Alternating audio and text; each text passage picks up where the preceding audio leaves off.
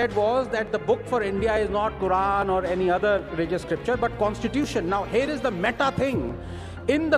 I completely agree with you, but in the Constitution you have Article 25, which is right to practice your religion. Now if you have a right to practice your religion that condemns homosexuality, that has a punishment for apostasy, that has a punishment for 100,000 things. It needs to be called out. You can say that I have a right. Please, why do you? This is not a TV, this thing, please. And I'm agreeing with most of what you're saying. You know, and please don't bring that victim card now, please. So, all I'm saying is I am in complete consonance with her. I agree with all of her views, except that I'm not a hypocrite and she is. कब गए थे? Supreme court का निर्णय हमारे बाजू से आया तब हम गए थे। इन्होंने सुप्रीम कोर्ट के निर्णय का भी अपमान किया था। जब निर्णय आया था कि ये पाबंदी जो मंदिर में है वो असंवैधानिक है और उसके बाद हम वहां पे गए थे। There is only one temple dedicated to a specific deity who happens to be a brahmachari, and in that particular place there is a restriction for a particular age group, not because of menstruation but because he is a brahmachari.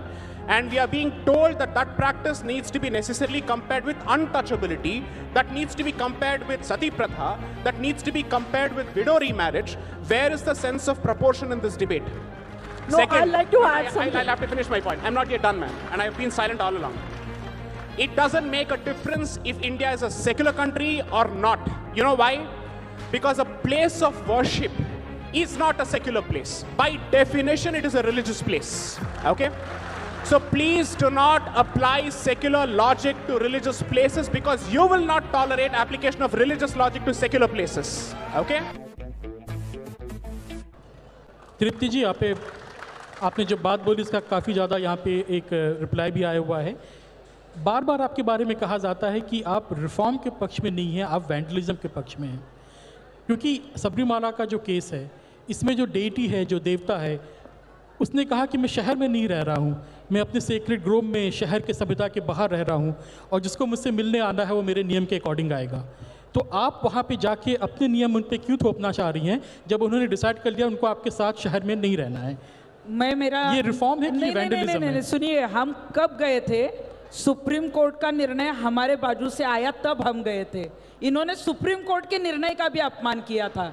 जब निर्णय आया था कि ये पाबंदी जो मंदिर में है वो असंवैधानिक है और उसके बाद हम वहाँ पे गए थे, लेकिन तब भी इन्होंने, जब महिलाएं गई उनको उनकी गाड़ियाँ जलाई, हम जब गए तो हमें धमकियाँ दी, हमें जो है वो मतलब काटने की धमकियाँ दी, और उसके बाद हमें वहाँ पे रोका। मतलब सुप्रीम कोर्ट का जजमेंट आता है और उसके बाद भी ये कहते कि ये हमारी परंपरा है, ये हमारे वेद में है, पुराण में है। मैं इनको ये कहना चाहूँगी कि महिलाओं की भी वेदना है, आपका सिर्फ वेद ही नहीं है वहाँ पे।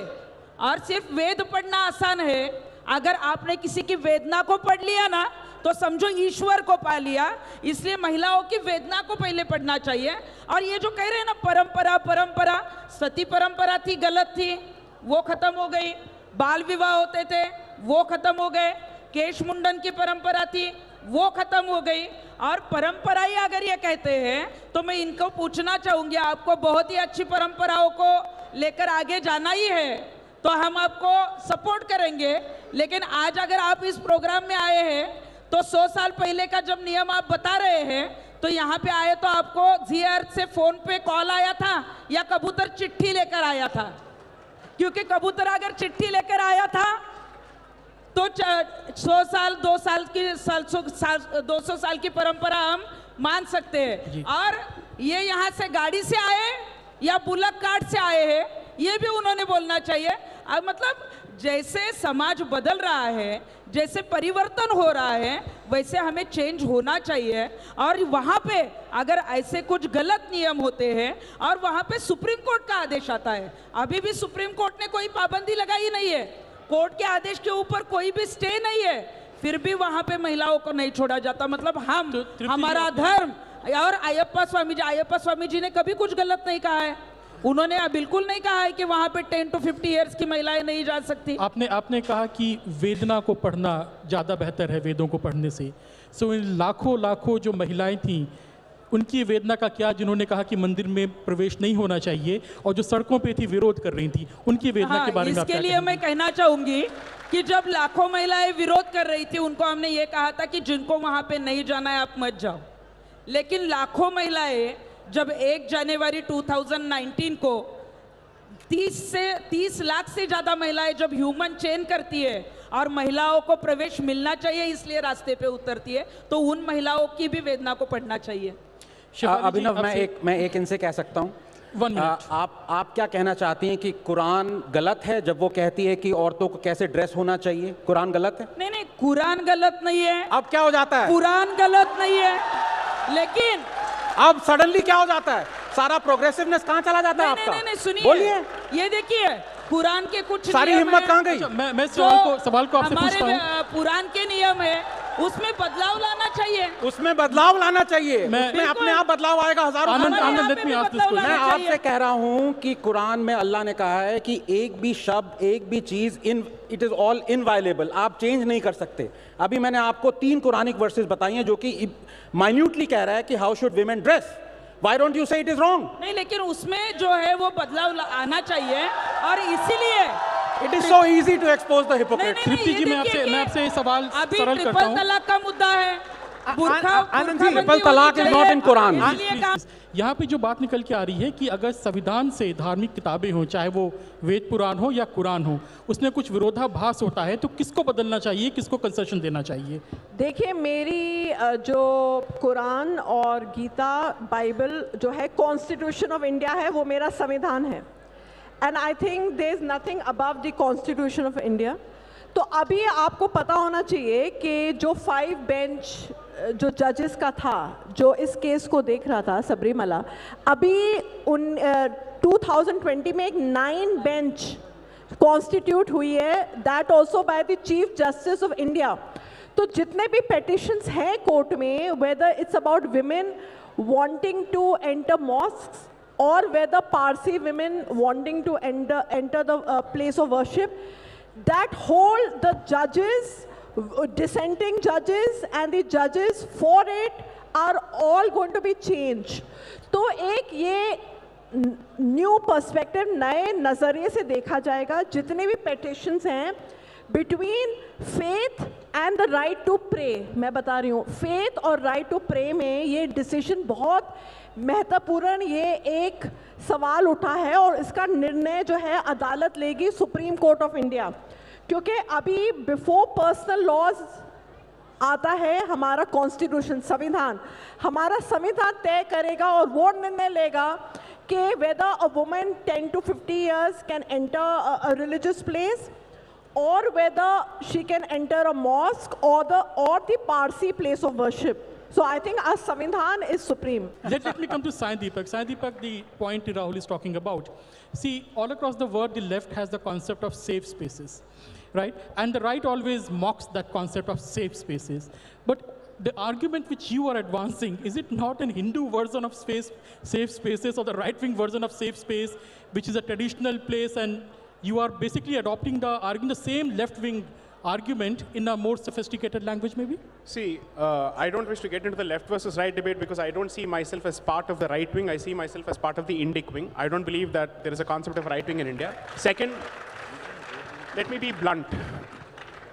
The fundamental issue has been the inability to strike a distinction between diversity and discrimination, between uniformity and equality, between pluralism and standardization.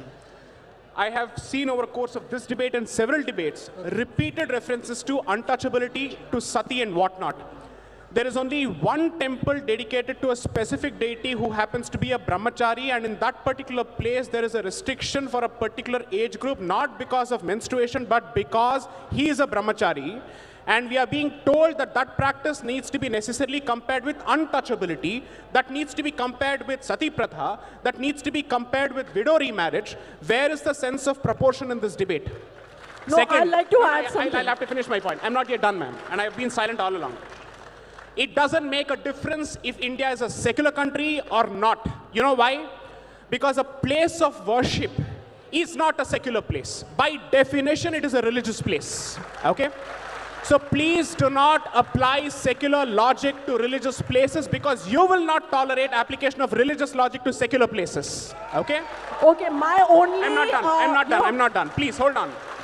Anybody, I challenge members of this audience, because you happen to be a citizen of this country, can you just get into the Supreme Court and say that I will practice in the Supreme Court without having the necessary qualification, without following the necessary rules?